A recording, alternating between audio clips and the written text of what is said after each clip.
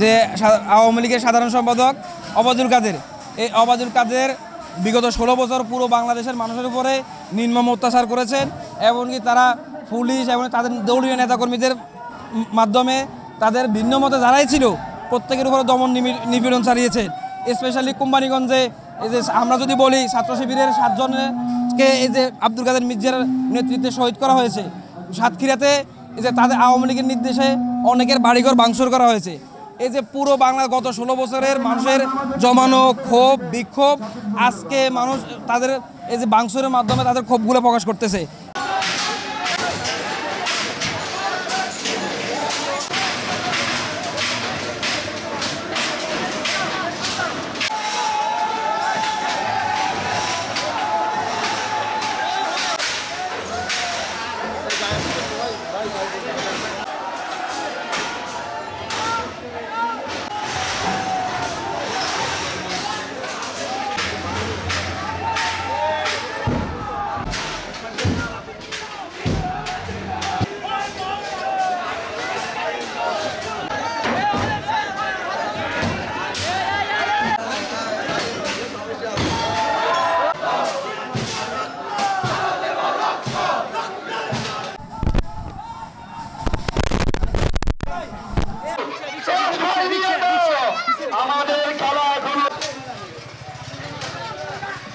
আপনারা কি ভেবেছেন আমরা দমে যাব?